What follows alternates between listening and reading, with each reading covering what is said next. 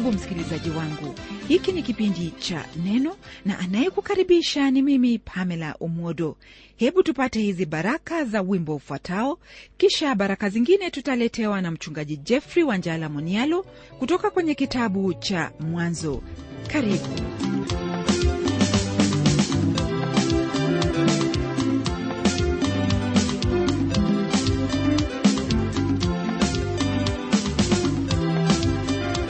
Jambo hapo ulipo rafiki msikilizaji, leo hii twakutana kwa lengo moja, nalo ni kujifunza neno la Mungu ambalo ni uzima wetu. Tumaini langu ni kwamba mzima na ya kuwa umekuwa ukisubiria wakati huu, maana wajua faida iliyomo katika kujifunza neno la Mungu. Basi karibu kwenye somo letu la leo ambalo lipo kwenye sura ya 18 tukianzia aya ya 9 na tutaendelea hadi sura ya 19 aya yake ya 5. Kumbuka hili ya kuwa kwenye kipindi kilichopita nalisema kwamba mada kuu kwenye sura hii na hiyo ya 19 ni kuharibiwa kwa miji hiyo ya Sodoma na Gomora. Na kwenye sura hii ya 18 tutapata habari za jinsi Ibrahimu alivyofanya maombezi kwa ajili ya miji hiyo, jambo ambalo lamfanya kuwa mfano wa Mkristo aliye na ushirika wa karibu na Mungu. Na pia tutamwona Lutu, mfano wa Mkristo asiyeishi kwa tahadhari, naye aokolewa tu kama vile kutoka kwenye moto. Hili ndugu msikilizaji ambalo tutaanza kujifunza sasa hivi. Kumbuka kwamba hapo awali Ibrahimu alipokuwa ameketi aliwaona watu watatu wakimfikia, naye akawalaki, na baada ya kuwaburudisha na kuwapa chakula, wao walianza kunena naye, kama vile twasoma kwenye aya ya 9 na 10 kwenye sura hii ya 18 ya kitabu hiki cha Mwanzo. Nalo neno la Mungu lasema hivi: wakamwambia, yu wapi Sara mkeo?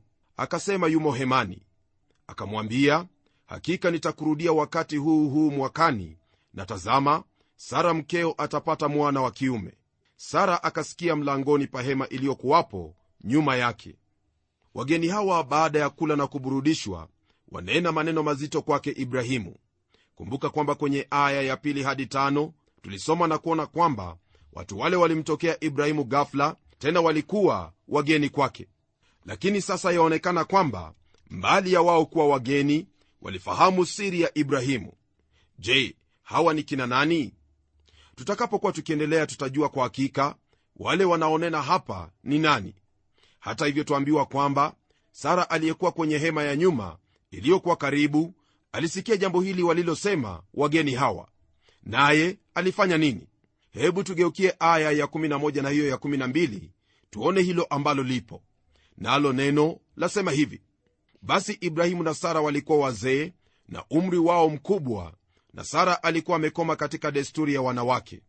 Kwa hiyo Sara akacheka moyoni mwake akisema, niwapo mkongwe nitapata furaha na bwana wangu mzee?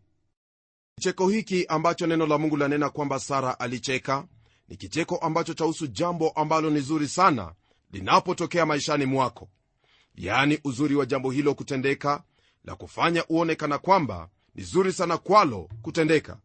Naamini kwamba wakati mmoja au mwingine umefikia wakati kama huo, ambapo jambo ambalo hukuwa unalitarajia la kutendekea, nawe washangaa na hata kucheka. Kwenye aya ya 13 hadi 15 tuendelea kupata habari zifuatazo.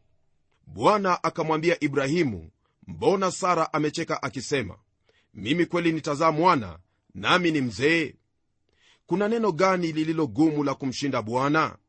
Kwa muhula wake nitakurudia wakati huu mwakani, na Sara atapata mwana wa kiume. Akakana Sara akisema, sikucheka, maana aliogopa. Naye akasema, sivyo, umecheka. Aha, ndugu msikilizaji, kutokana na maandiko haya neno la Mungu latujulisha watu hawa ni kina nani. Walipokuwa wamekaa na Ibrahimu, tuambiwa kwamba Bwana alimwambia Ibrahimu, mbona Sara amecheka? Kwa hivyo wageni hawa sio wale wa kawaida, maana tuambiwa kwamba ni Bwana ndiye alikuwa akinena na Ibrahimu. Tena iwapo angelikuwa wageni wa kawaida, ingelikuwa vigumu wao kufahamu hilo ambalo Mungu alikuwa amenena kwake Ibrahimu kwa habari ya mwana. Pamoja na hili, twaona kwamba kuna ahadi ya hilo jambo kutendeka, yani kuzaliwa kwa Isaka. Jinsi ufahamuvyo, hakuna njia ambayo mwanadamu aweza kumwahidi mtu jambo kama hilo, kwa hakikisho kama hili ila Mungu pekee. Hata hivyo, Sara aliposikia jambo hili alicheka. Alipoulizwa na Bwana, alisema kwamba hakucheka, hivyo kujaribu kukwepa swali lake Bwana kutokana na uoga. Kwenye aya ya 16 neno la Mungu lasema hivi: kisha watu hao wakaondoka huko wakaelekeza nyuso zao Sodoma. Ibrahimu akaenda pamoja nao awasindikize. Baada ya Ibrahimu kuwa na mazungumzo na wageni wale, aliondoka nao kutoka kwenye hema yake, nao wakaelekeza nyuso zao Sodoma na Gomora. Sehemu aliyoishi Ibrahimu, miji hiyo iliweza kuonekana vyema. Nayo aya ya 17 neno la Mungu latupa maneno haya: Bwana akanena, je, nimfiche Ibrahimu jambo nilifanyalo? Kufikia wakati huu Bwana hakuwa amemfunulia Ibrahimu hilo ambalo alikuwa anuia kutenda kuhusu Sodoma na Gomora. Naam, yeye yoenda kuharibu miji hiyo, lakini je, amfiche Ibrahimu hilo afanyalo?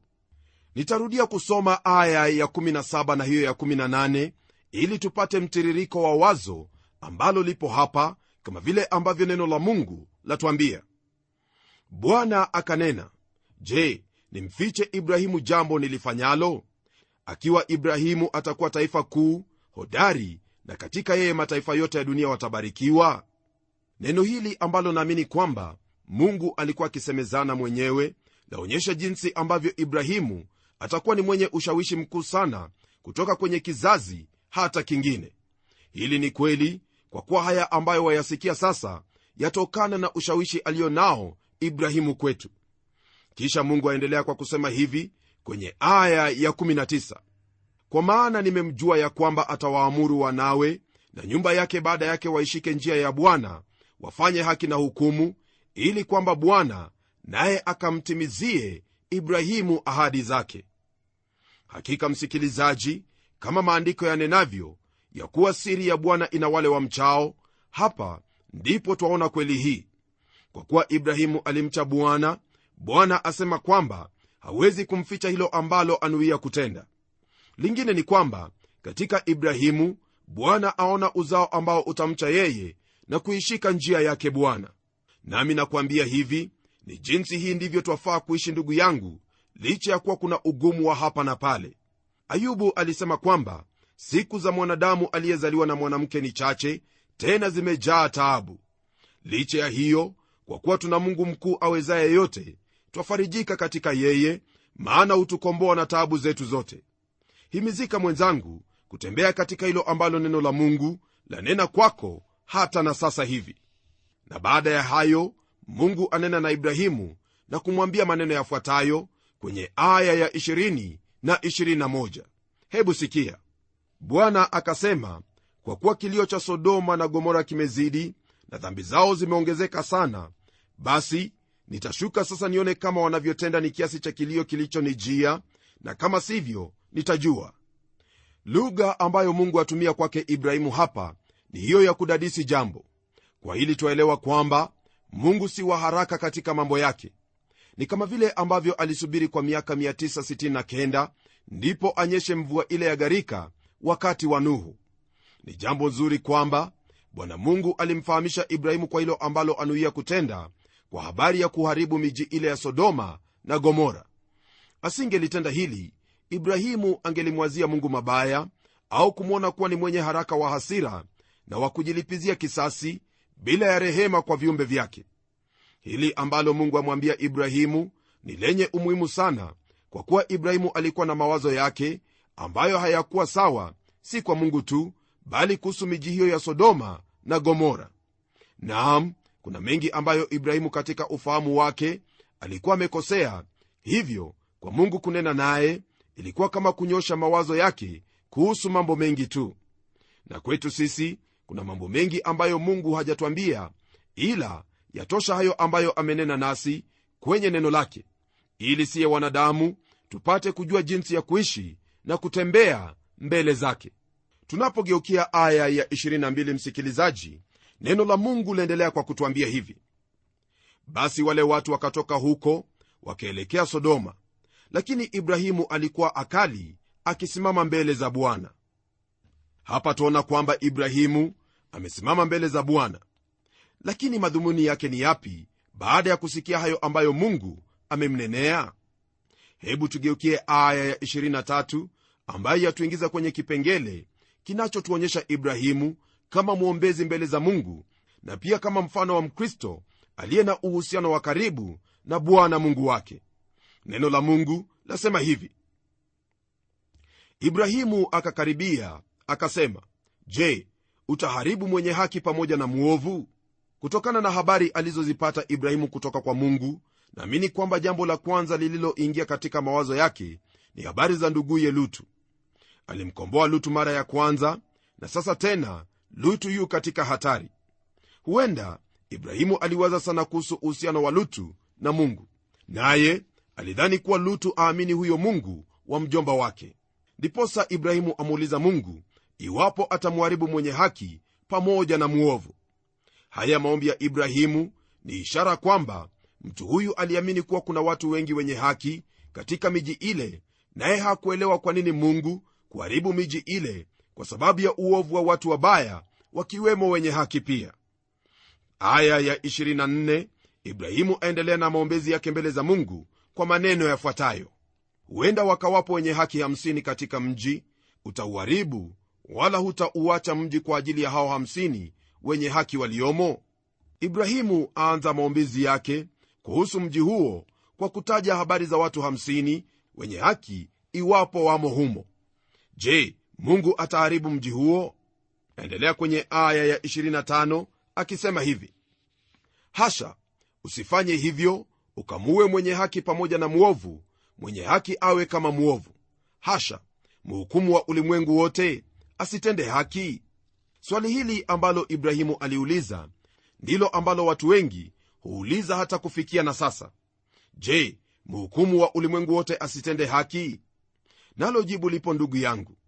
Biblia yote kwa jumla yathibitisha kwamba Mungu ambaye ni mhukumu wa ulimwengu wote hutenda hilo ambalo ni sawa na haki. Chochote ambacho Mungu atenda ni haki, tena ni sawa. Basi shida haipo na Mungu, bali shida ni kwetu sisi kulingana na jinsi twawaza na kufikiria. Naomba nikusaidie kwa njia hii, msikilizaji, ya kuwa sisi wanadamu mara nyingi twafanya kosa la kuhukumu kwa kuona upande mmoja wa jambo, wala hatuna kweli toka pande zote, hivyo hukumu yetu huwa ni kasoro. Ndiposa kuna watu wengi sana ambao wamehukumiwa kwa kosa ambalo si lao, na vilevile kuna wahalifu wengi ambao wameachwa huru, maana hatujui yote tunapohukumu. Iwapo tungelifahamu kila jambo kutoka sehemu zote, mara moja tungelifahamu kwamba mhukumu wa ulimwengu ni mwenye haki na hutenda hayo ambayo ni sawa na haki. Kwenye aya ya 26 neno la Mungu liendelea kwa kutuambia hivi: Bwana akasema, nikiona katika Sodoma wenye haki 50 mjini, nitapaacha mahali pote kwa ajili yao. Hili ambalo Ibrahimu aliambiwa aliliwaza na kulifikiria, naye alimuuliza Bwana hivi kwenye aya ya 27 hadi ile ya 32. Hebu sikia. Ibrahimu akajibu akasema, basi nimeshika kusema na Bwana, nami ni mavumbi na majivu tu. Huenda wakapunguka 5 katika wale 50 wenye haki. Je, utaharibu mji wote kwa kupungua 5? Akasema, sitauharibu, nikiona humo 45. Akazidi tena kusema naye akinena, huenda wakaonekana humo 40. Akasema, sitafanya kwa ajili ya hao 40. Akasema, Bwana asiwe na hasira, nami nitasema, huenda wakaonekana huko 30. Akasema, sitafanya, nikiona humo 30. Akasema, tazama, nimeshika kusema na Bwana, huenda wakaonekana huko 20. Akasema, sitaharibu kwa ajili ya hao 20. Akasema, Bwana asiwe na hasira, nami nitasema mara hii tu, huenda wakaonekana huko 10. Akasema, sitaharibu kwa ajili ya hao 10. Yote haya ambayo Ibrahimu alimnenea Mungu yalikuwa ni maombezi kuhusu miji hiyo. Na mwisho kabisa twaona kwamba aliuliza au kuomba kwa habari ya watu 10, naye Mungu akamwambia kwamba hawezi kuuharibu mji kwa sababu ya wale 10 wenye haki. Kwa kumalizia sura hii ya 18, neno la Mungu lasema hivi kwenye aya ya 33: Basi Bwana alipokwisha kuzungumza na Ibrahimu, akaenda zake. Ibrahimu naye akarudi mahali pake. Swali ambalo nimewasikia watu wengi wakiuliza ni hili: je, kwa nini Ibrahimu hakuendelea kufanya maombezi hata kumfikia mtu mmoja mwenye haki? Jibu la swali hili mwenzangu nitakwambia, nalo ni kwamba alihofu kuwa Lutu pia alikuwa amepotea, hivyo hawezi kuendelea mbele na maombezi yake. Hata hivyo, iwapo angelifanya maombezi kwa ajili ya mji huo kwa sababu ya mtu mmoja mwenye haki, hivi ndivyo Mungu angelifanya: angelimtoa huyo mwenye haki mmoja ili asimuharibu pamoja na wakosaji. Hili nalijua kwa kuwa ndilo alilifanya. Alimtoa Lutu na jamii yake na wengine waliosalia akawaangamiza. Na kwa hili nasema kwamba ile dhiki kuu haiwezi kuja juu ya ulimwengu mradi kanisa lipo hapa ulimwenguni. Nasema hili kwa kuwa Kristo alichukua hukumu yetu, na dhiki kuu ni sehemu moja na ile hukumu ambayo yaja. Kwenye sura ifuatayo, yani sura ya 19, tutaona jinsi ambavyo Sodoma na Gomora ni mfano wa ulimwengu leo hii. Nikisema hivyo, sina maana kwamba Kristo aja kesho, la hasha. Sijui ni wakati upi ambapo atakuja, ila kweli ndiyo hii kwamba kuja ni lazima Kristo atakuja. Na iwapo itakuwa kwamba aja kesho, basi fahamu hili ya kuwa itakuwa ni kulingana na mfano huu ambao twaupata kwenye kitabu hiki cha Mwanzo, yani ni lazima waumini wote wanyakuliwe na kuondoka hapa ulimwenguni, ndipo hukumu ya Mungu ianze kunyea ulimwenguni. Sura ya 19, msikilizaji, ni tofauti na hiyo ya 18. Mfano mwema ambao tumeupata katika sura hiyo ni kuhusu ushirika ambao kila muumini afaa kuwa nao na Bwana Mungu wake kwa njia hiyo ya Yesu Kristo mwana wake. Sasa tutamwacha Ibrahimu kule Hebroni na kutelemka kwenye mji wa Sodoma ambapo Lutu akaa na jamii yake. Baada ya wao kuondoka, Sodoma na Gomora yaharibiwa, naye mke wa Lutu afanyika nguzo la chumvi baada ya kukosa kumtii Mungu, na pia kuna hiyo dhambi ya binti wake wawili. Mfano wa lile ambalo twalipata katika sura hii ni kuhusu maisha ambayo hayana matunda au manufaa. Lutu alikuwa ni mwenye haki, hilo ni jambo ambalo wafaa kukumbuka. Najua kwamba ni vigumu kuamini hilo, lakini hivyo ndivyo ilivyo, kama vile ambavyo twapata habari zake Lutu kwenye kitabu cha waraka wa pili wa Petro sura ya 2 aya ya 8, ambayo yasema hivi: maana mtu huyu mwenye haki akikaa kati yao, kwa kuona na kusikia, alijitesa roho yake yenye haki siku baada ya siku kwa matendo yao yasiyo na sheria. Ni wazi kwamba Lutu, licha ya kuishi kwenye mji ule, hakuwa na furaha kamwe. Siku ile ambapo alitoka kwenye mji huo, alipoteza kila kitu, hii ikiwa ni pamoja na jamii yake, unapotazama mambo yote kwa jumla. Na kwa hili ningelipenda kusema hivi, ndugu msikilizaji, kwamba kuna watu wengi ambao wasema kuwa ni walokole, lakini kwa sababu ya jinsi wanavyoishi au sehemu ambapo waishi, wamepoteza jamii zao na hata ushuhuda. Nami nakusihi uyatazame maisha yako, usije ukawa kama Lutu. Hebu tuangalie aya ya kwanza, tuone hilo ambalo lipo. Nalo neno la Mungu lasema hivi: basi wale malaika wawili wakaja Sodoma jioni, na Lutu alikuwa amekaa mlangoni pa Sodoma. Lutu akawaona, akaondoka, akaenda kuwalaki, akiinama kifudifudi. Malaika hawa wawili walipoingia Sodoma kutangaza hukumu ya Mungu juu yake, walimpata Lutu kwenye mlango wa mji ule. Katika siku zile, wale ambao walikaa kwenye mlango wa mji walikuwa waamuzi, au kwa lugha nyingine walikuwa watawala wa mji. Kwa hiyo Lutu hakuhamia kule tu, ila mara alipofika kule alijiingiza katika siasa na kuwa mmoja wao katika kila hali. Aya ya 2, neno la Mungu latuambia hivi: akasema, bwana zangu, karibuni na wasihi mwingie nyumbani mwa mtumwa wenu, mkalale, mkanawe miguu yenu, hata asubuhi muondoke na mapema mkaende zenu. Wakasema, sivyo, lakini tutakaa uwanjani usiku kucha. Kama alivyotenda Ibrahimu kwa kuonyesha ukarimu kwa wale watu watatu, ndivyo twamwona Lutu akifanya vivyo hivyo. Ila wao walisema kwamba watakaa uwanjani usiku kucha, ni kana kwamba hawakutaka kumsumbua kwa lolote lile. Aya ya 3, ndugu msikilizaji, neno la Mungu laendelea kwa kutufahamisha haya: akawasihi sana, nao wakaja wakaingia nyumbani mwake, akawafanyia karamu, akawapikia mikate isiyochachwa, nao wakala. Lutu, kama vile tuona kwenye maandiko haya, aliwajali watu hawa ambao kwa hakika walikuwa ni malaika. Hii ni kwa kuwa alifahamu kwamba katika Sodoma haiwezekani mtu kulala nje, labda iwe kwamba hayadhamini maisha yake. Ndiposa aliwasihi sana waingie nyumbani mwake. Kwenye aya ya 4 na 5 neno la Mungu latujulisha hali ya tabia za watu wa Sodoma kama ifuatavyo: hata kabla hawajalala, watu wa mji, wenyeji wa Sodoma, wakaizunguka nyumba, vijana kwa wazee, watu wote waliotoka pande zote. Wakamwita Lutu, wakamwambia, wawapi wale watu waliokuja kwako usiku huu? Uwatoe kwetu tupate kuwajua. Kwa wenyeji wa Sodoma kuja kwa Lutu na kusema kwamba wataka kuwajua watu wale, haikuwa na maana ya kuwajua kama vile waweza kutaka kumjua mtu, bali wao walikuwa na maana ya kuwatendea tendo la ushoga. Usenge ni jambo ambalo hivi karibuni watu wamelizungumzia sana, na kwa aibu yangu nasema kwamba kuna kanisa ambalo sasa hivi linalo mtu msenge kama muhuduma. Napenda unielewe vyema kabisa, wewe mwanadamu, ya kuwa tendo hilo au dhambi hii hakuna njia ya kuidunisha eti kwa kuwa tu watu wa kizazi ambacho chadai kina maendeleo. La hasha, hili ndilo ambalo watu wale wa Sodoma walitenda, na kwa hilo pamoja na mengineyo Mungu aliwahukumu kwa moto. Lutu alipokwenda katika mji ule, hakujua ni watu wa aina gani waliokuwemo humo. Alipofika kule, alipata kwamba kukeuka maadili ya kimsingi kwa mwanadamu ndiyo hali ya kawaida, ila kwa hiari yake mwenyewe aliamua kuishi kule na kuwalea watoto wake kule. Kumbuka hili ya kuwa kwanza alitangulia kupiga hema yake kuelekea mji ule wa Sodoma.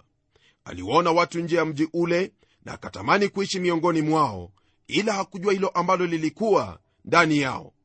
Dhambi za watu wale zilikuwa kuu sana, na Mungu amekusudia kuwahukumu watu wale, yani atauharibu mji ule. Kwa hili msikilizaji, napenda kusema kwa uwazi kabisa kwamba kuna hali ya watu kuangalia dhambi na kuiita kwa majina mapya. Pamoja na hili, kuna wale ambao ni wanaharakati wa kutetea walioshoga na kusema kila aina ya mambo ambayo yafanya ushoga kuwa kama jambo la kukubalika. Na kwako wewe, ningelipenda ufahamu hili ya kuwa funzo la Sodoma na Gomora bado lipo, na ni lazima siku moja jambo hilo litatimia, yani hukumu ya Mungu itakumwagikia wewe. Lingine ni hili, iwapo kuna jambo ambalo wafaa kufahamu ni hili, kwamba iwapo Mungu hata wahukumu wale wanaotenda mambo kwa jinsi ya wale watu wa Sodoma, basi ana kila sababu ya kutubu kwa wale watu wa Sodoma.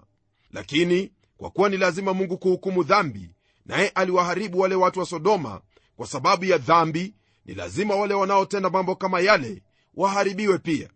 Kwa kuwa Mungu hadhihakiwi, kile apandacho mtu ndicho atakachovuna.